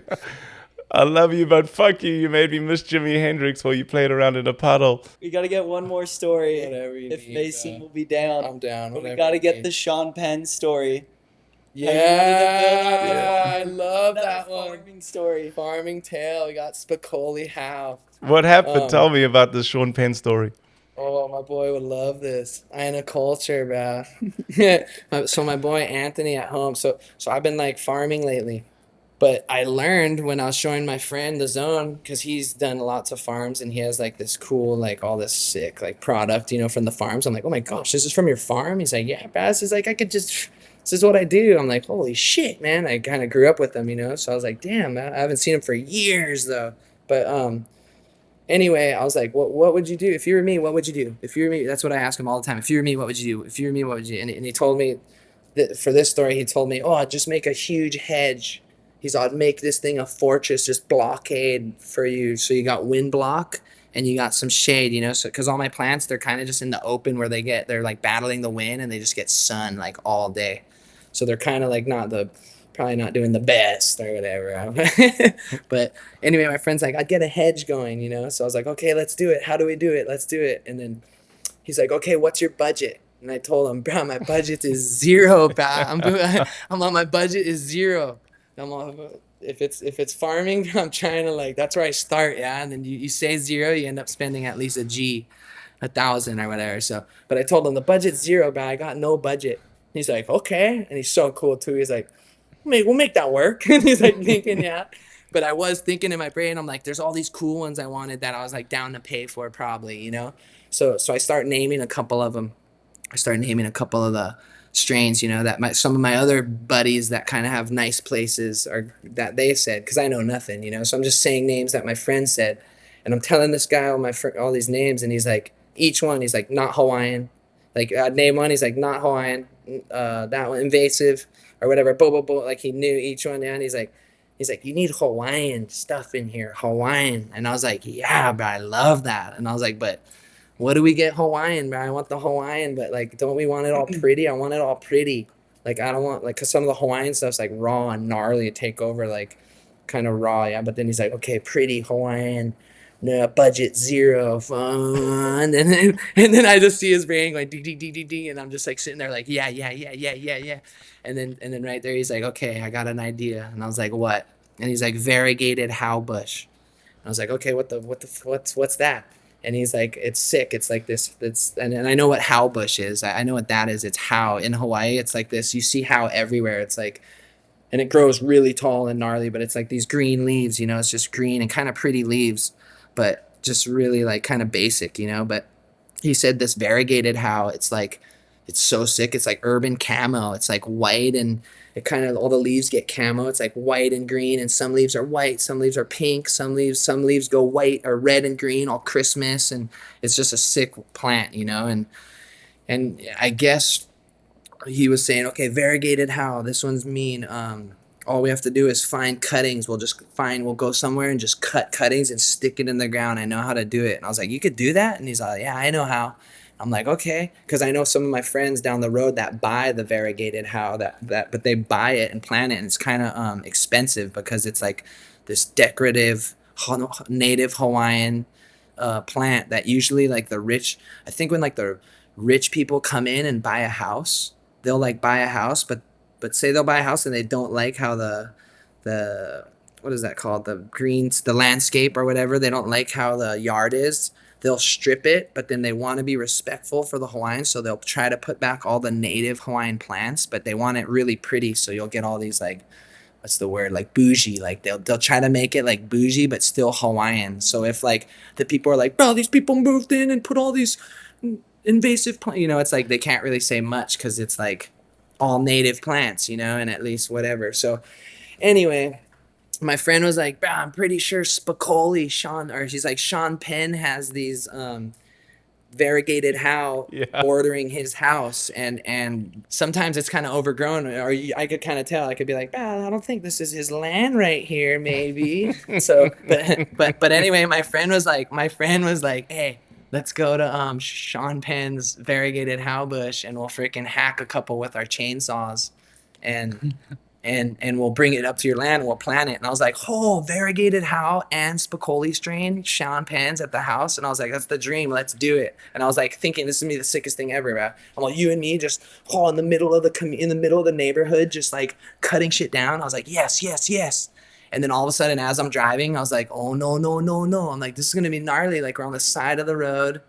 And I was like, we're going to be cutting just chainsaws on the side of the guy's house, you know? And I was like, wait, this is kind of gnarly. Like, I don't want to be disrespectful. So I was kind of like, called my boy, like, hey. And a lot of families walk right there. Like, we'd be in the middle of the bike path, just wham, wham, wham, the blades. So I told my friend, hey, I don't know if I want to do it. And he's like, bro, don't worry about it. We're going to be doing a community service. They're going to be telling us thank you, like the community. And I was like, kind of like, I don't know. I don't think so. And then, but anyway, he's like, yeah, I'll have my kids. We're going to have a blast. Let's do it. And I was like, okay, whatever. I end up going back to my house, putting my stuff together. He calls me. He's like, bro, we're already over here cutting. Come down. I was like, wait, what? No. So I end up coming down. We cut all this howe bush down, yeah, and then we're on the side of the road. There's like people going by. Some of my friends and stuff are going by, all because I'm like on the side of the road. Me and this guy Anthony, and we're all we're like hacking it, yeah. And then a couple of my friends are all beep beep beep, and I was like, shut up, man. Like some of them are like stopping, you know, because by VLAN or whatever, there's like less car, a little less. And so they're like stopping, all, bro, what are you guys doing, bro? And I'm just like, bro, keep it, go, call me later, bro. Like. So we're like cutting these things, and I'm thinking we'll make it all clean, but it's all messy, you know. But it was funny because like a couple times the families were like coming through, you know, and I was like, oh no, because the whole time I was keeping it clean. I was like cleaning. My one friend was just going savage, like I was like, bro, we gotta keep it clean, boom, boom, boom. And then the first family came through, and I was like, oh no. And then they're like, oh well, Mason, or like yeah, the kid is all going, Mason, what? And then they're like, what are you doing? Or they're like, thank you so much for cleaning up the trail. It was getting a little over.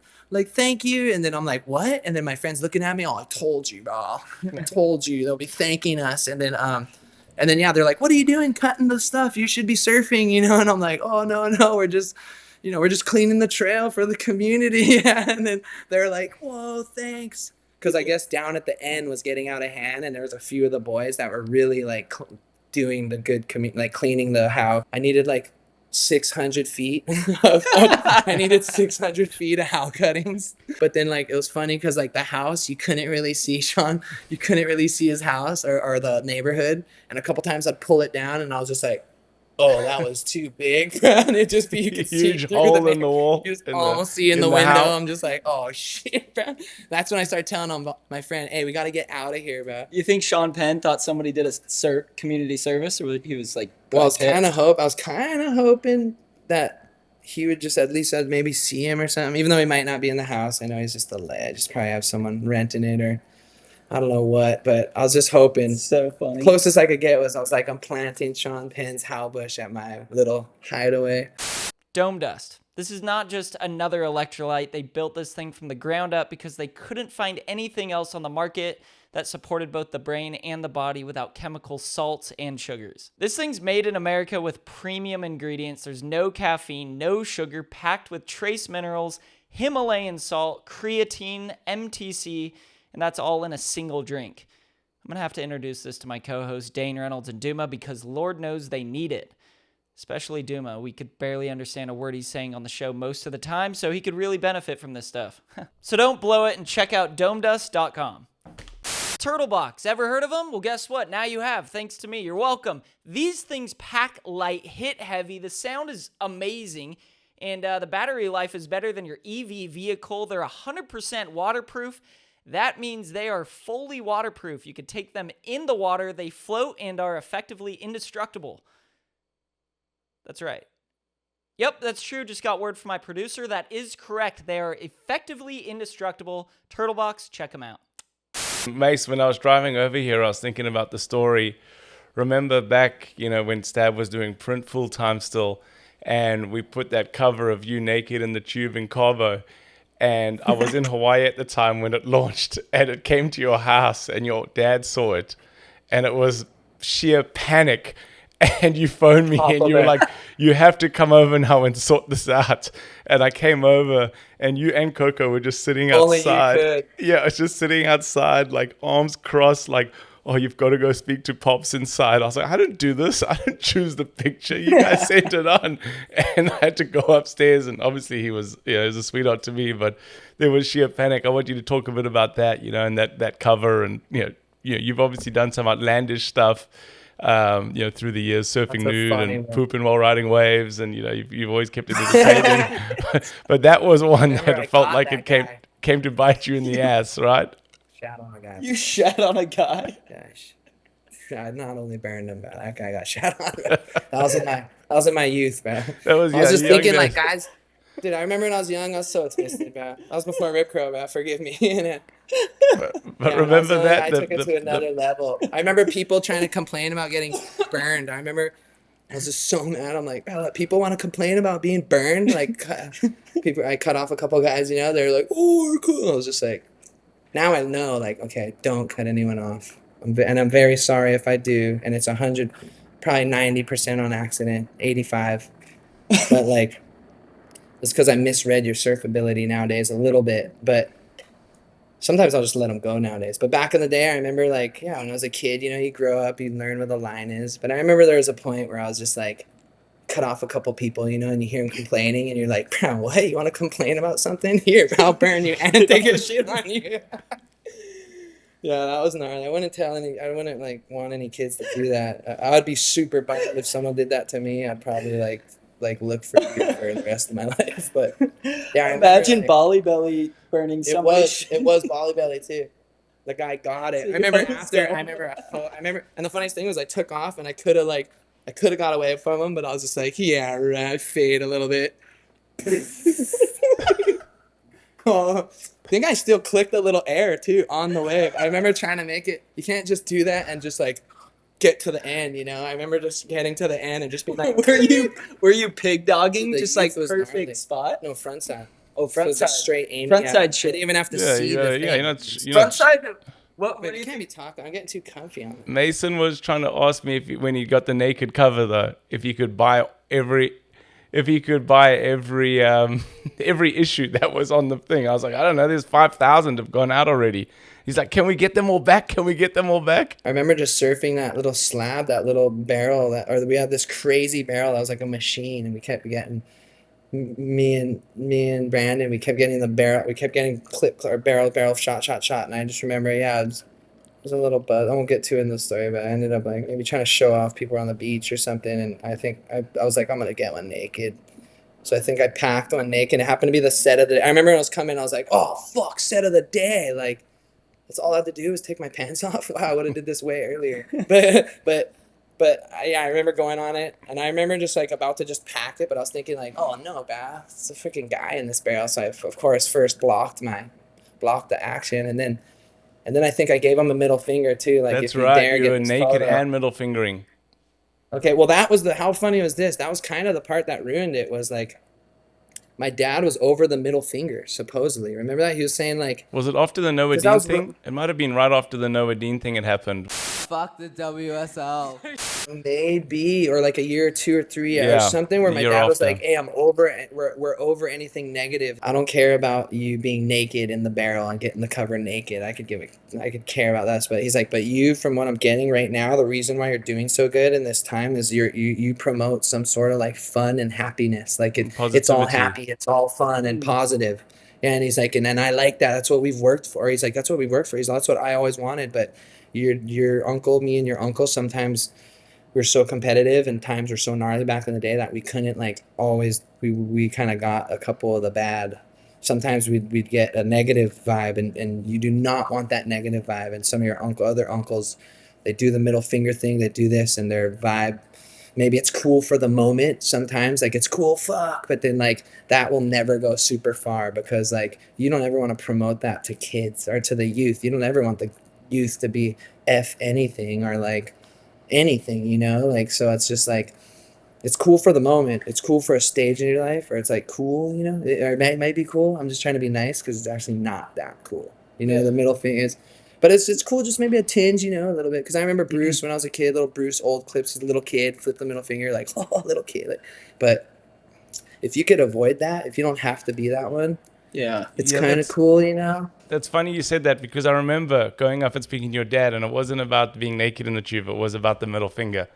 That's what he was all bummed Yeah, on. it was, right? You remember That's that? right. Yeah, I do and that's remember why- that now. And Dad That's- wasn't even mad. I remember he wasn't mad about it too. Like, and it was cool. It was you, Duma, that broke the ice because Dad has a soft spot for you. I think because he just loves your pops and loves you and your family and everything. So it's cool you got to break the ice too. But I remember Dad just telling me like, hey, I'm just kind of over the middle finger. And then I remember us being like, no, but I'm laughing and it's a good time and middle finger's kind of funny right now. Like, or like people will, it's Mason, this middle finger won't tarnish his vibe or do anything really. And I remember my dad was like, no, like you say that now. Trust me, I've been in this game for a long time. Like if this is a cover and and Dad was even like, this is a pretty fucking cool cover. He's like this.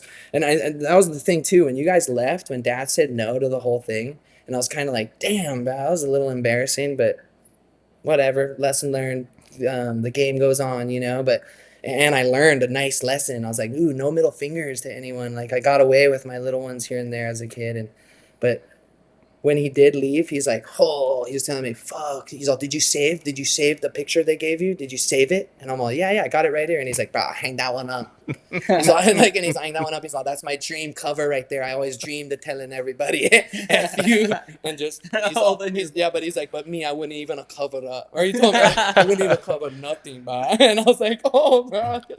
That's You're heavy, awesome. Pops. Like, I know you would. Do you think it sounds like the influence of your pops and Derek and just family was so positive, but were there like any pros and cons to being a hoe growing up where people would kind of like use it against you, like, oh, you're just getting waves because you're a hoe, or you're just Yeah, for sure. But that was only like, that could only hurt so much. You know? Like you only got your wave because you. And I'm like, oh, my lips are still stinging, bro. Exactly.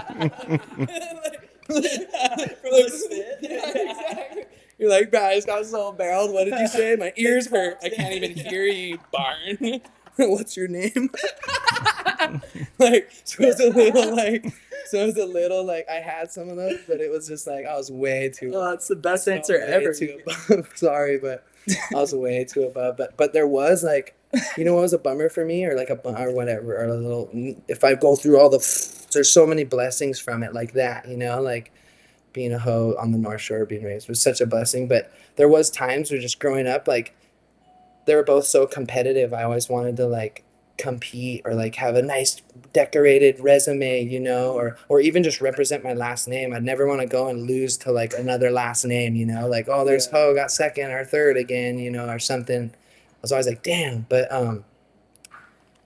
for me, it was more like when I was younger, I always wanted to win like a triple crown or like a big Hawaii event as young. I remember I was like, I wanted to win it like before I was in my 20s, or my 25. I'm like, but my dad did it. My uncle did it. Like, and so it was more personal things where when I didn't achieve what they achieved, I was more like, dang it. Like I blew it again. Life chance, life opportunity, like life goal, life dream, like another one just gone, But then you slowly realize like, hey, that's like, what is that, ego? Or what is that? You kind of learn like that's coming from a wrong place, because then it's like there's this negative, like my dad kind of taught me. I'd kind of explain to him a little bit like, bro, I'm blowing it for the last name, or da da da, and he'd just be like, bro, he'd start laughing like, you're doing fine. He's like, just keep swinging. And he's like, it's different times too now. He's like, I competed against 60, we competed sometimes against 16 people. You got 160.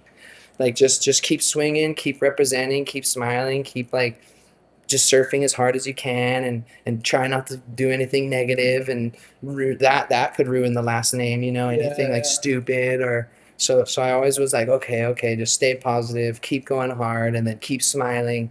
And then I noticed that vibe kind of like is easier to like keep accepting, or maybe one year the new people come and the other vibe could be not the vibe, know? We had Jamie on last week and we asked him the same question.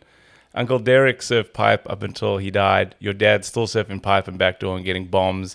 Jamie said, hell no, he doesn't want to be surfing pipe at that age. Do you want to be surfing pipe at that age and still charging your dad?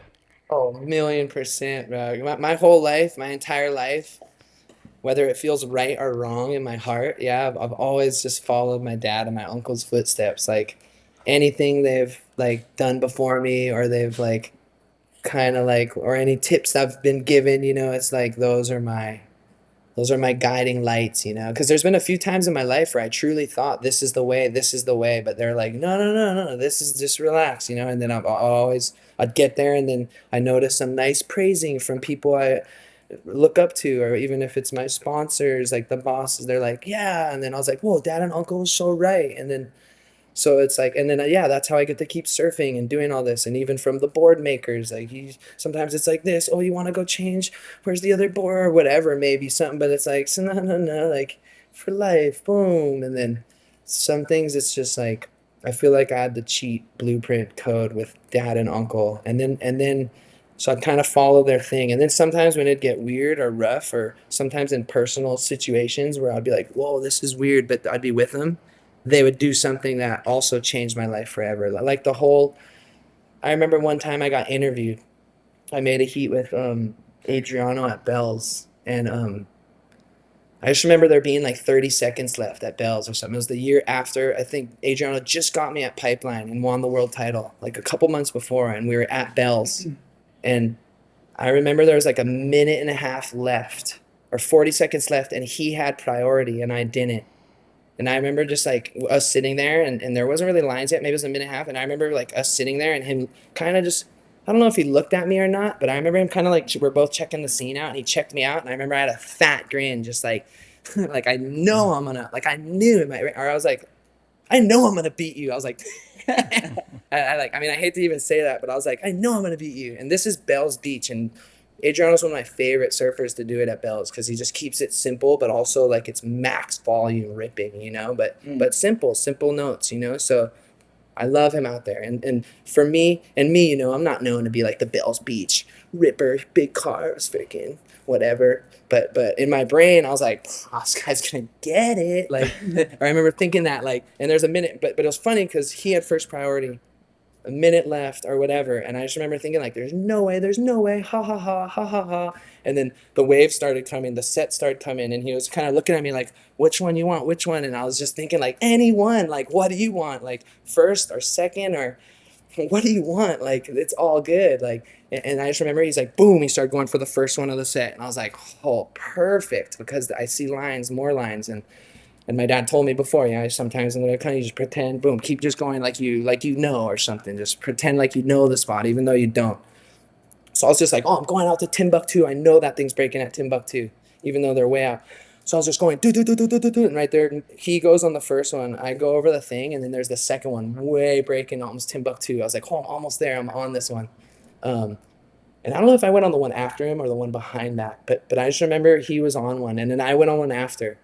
And I'll try not to hype the story up too hard. I won't get to it anyway, but it's pretty funny. But anyway, we had this exchange, yeah. He ended up bettering his score, but I ended up getting my score and some. So I ended up making the heat. But I wasn't that surprised. I was just like, yeah, cool. I kind of knew that. Like, all good. Fucking don't get psyched, Mace. Because I noticed something. When I watch sometimes, I see people all psyched or this or that. I kind of get a little giggle, you know. And so I was just like, it's all good, Mace. You knew that was going to happen before. Like, just stay calm. It's all cool.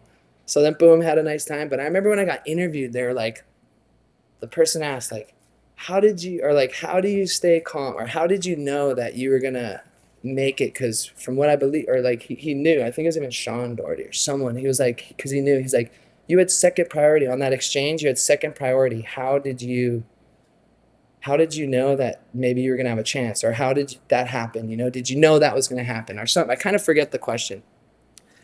But the answer came into my head in a millisecond. It was this thing that Uncle Derek said before. It was something Uncle Derek said before when I lost the heat. But I just remember in the interview, I just told the guy, like, hey, like, I never think, I never count. Or he's all, did you count yourself out? That's what he said. Did you count yourself out? How did you get through that or something? And I was like, I was kind of laughing. Like, I have never in my life counted myself out in a heat. Like, even after the horn, I'm always like, I still might even make this fucking thing. Like, I'm going to do a kickflip. I'm going to do a kickflip right now, and everyone's going to be like, bro, we got to put this guy in the next round. Like, you know, like I just fucking don't think like that. So, but I remember the guy's like, did you count yourself out? And I was like, kind of almost like just trying to be humble. I was like, no. I didn't. I was like, but I was like, sometimes I'm like, I just told him, hey, I never lose. Like sometimes I run out of time, you know. And then I remember he was like, oh my god, I was fucking mental. But I was thinking like, bro, isn't that the truth though, kind of? But I was didn't thinking, lose, I just ran out of time. yeah. But it just keeps you like when you're thinking like that. Like if I never lose. Sometimes I just run out of time. I remember I was just like, that's kind of the theory I was thinking. But one time in Huntington, I lost the heat. And I remember just being at the bar cruising with my Uncle Derek, and we're just having some drinks. And, you know, everyone was coming up, oh, Mason, what's up? Oh, tough luck today. Good luck, blah, blah. And every guy, my Uncle Derek would have this funny little wise remark for, like, no matter how, whether they came up feeling bad for me or, oh, you blew it for me. I thought you were doing good or something. Like my Uncle D had these funny like, whoosh, whoosh, whoosh. And I was just sitting there like note, taking, oh yeah, next time someone, oh, I've had this. But I remember this one guy came up like, oh man, Mason, frick, I was rooting for you so hard. You're my guy. I was telling everyone you were going to win. And you freaking, somehow you lost in that heat. And then right there, Uncle Derek's like, hey. Fuck. He's like, hey, we don't ever lose, bah. He's like, sometimes we just run out of time. Sometimes we run out of time, bah.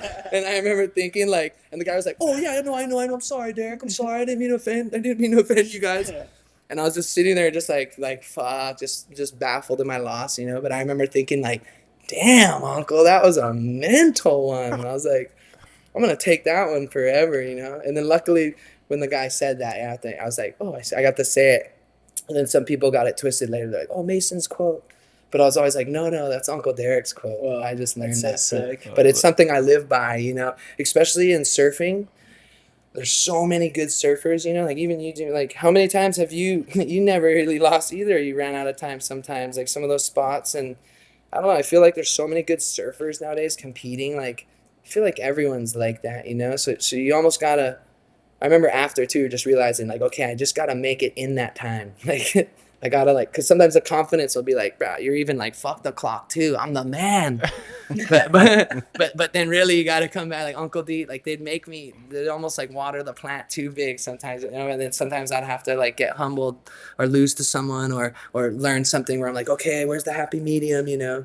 And I feel like through life, it's put me in like this nice, like I feel like that confidence from the family or little lessons and other people I've been blessed to be around like Andy and stuff's giving me this nice, but also like life's not really like that, you know. There's a lot of like mad people that will bring you down or sad people that could bring you down, or life's just gnarly to the world, whatever. So it kind of, I feel like over time I've been humbled, you know, like, and now I'm back. I kind of know where I'm at now, where if I hear good stuff, I'm thankful and I'm happy, and when I hear bad stuff, I'm just kind of like, I play totally dumb to that, and I'm thankful and happy. Usually the bummer guys, I like to make them stoked.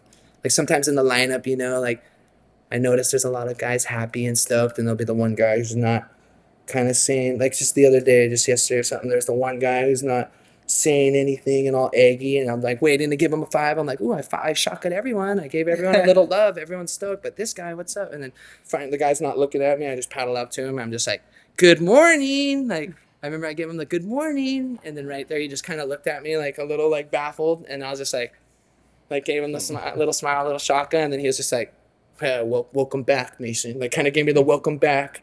And welcome back, mate. And I was all, yeah, thank you. I was like, thank you. I'm all pretty fun out here, huh? And then he's like, not really. And I was having so much fun too. And I'm all, really? And I was like, oh, that's so sick, man. I'm all, that's how good it is. Or that's how good this place is. Oh yeah. And then he kind of started laughing a little bit. And then we had like a sick moment. And I remember thinking like, oh, that was sick. I got the grump kind of stoked. And then, but he was like cool, because I noticed the grump guys, they're actually maybe the coolest guys out there sometimes, you know? So I was like, bro, that guy seemed cool. But then after, boom, I just think I seen him burn some guy, but some guy burned him and he just snapped at the guy who burned him. Fuck! I'm just thinking like, oh shit, you burned the other guy, and then the guy in the back didn't even care. And I was like, oh, this guy's, is he the man, or is that good, or is he the man, or is he like not the man? Sounds like he needs to get shat on. No, and then right there, I guess something happened after where like I'm paddling back out, and some girl's like, did you see that? This guy just took the wave from me, and I was waiting here this whole time. And I was just looking, I was like, what?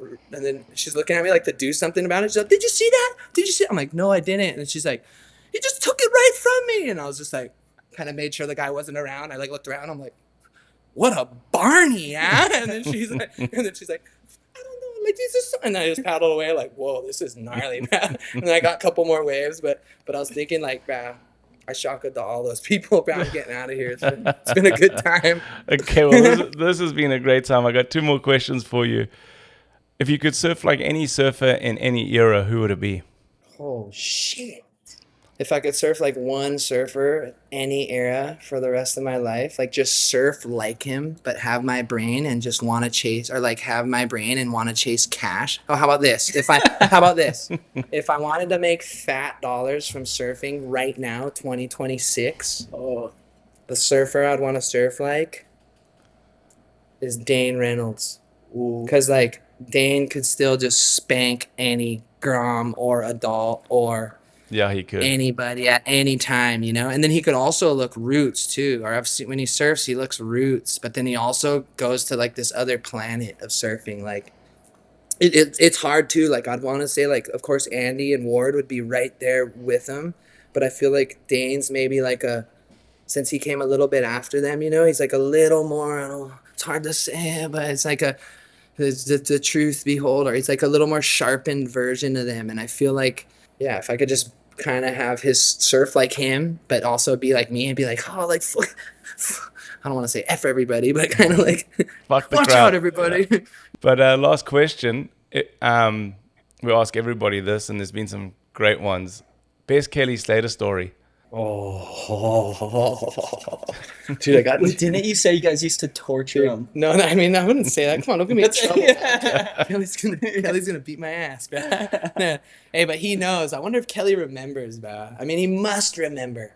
He remembers When I was everything. young- Hey, when does. I was young, I used to just my whole day would just be made when I got to tackle him. I'd just spear him. Like that was my whole thing when I was a kid. Just find Kelly Slater and tackle him. Tackle that guy because he's winning everything. And like I remember he'd beat everyone, all the Hawaiians, all my uncles, all my freaking, I want to say aunties too, but he just beat everybody, man. He was so tapped, dude. He just beat everyone, even like, but it was funny because he was my favorite too. It was actually really funny because he was like my favorite surfer too. Everything about him, like I wanted him to know I was there, you know? So my whole deal with Kelly was like, anytime I'd see him, I would just try to make sure I'm out of his peripheral, just get out of his sight, you know, make sure he doesn't see me. I'd just get right to where he wouldn't see me. And then right when I'd see him, I'd just run as fast as I fucking could.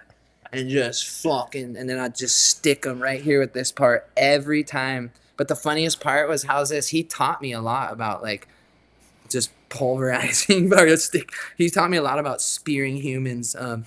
Because I noticed with Kelly, when I'd hit him like too high, because sometimes I'd be so happy I'd just hit him right in the waistline, you know, or right above the knees, you know, or the waist or the belly. I'd just hit right his belly, bah, like, and I'd just stop, and he'd just be like, and he'd turn, oh, you little Grom.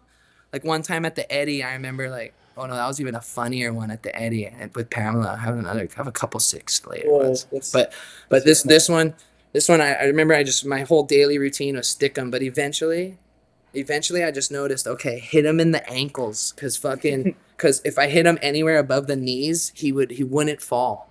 But if I hit his ankles and like his calves and below, and I tightened his ankles and I just fucking wiggled a little bit on top of him, even though I was only this tall, he would just go down like a tree. Fucking boom. And then, but for a while, he eventually knew that I was coming. So like for a while, I'd be like, once I knew the ankle thing, I was like, oh my God, my ratio is so up. I get him, he hits the sand every time. And then all my friends are like, and then,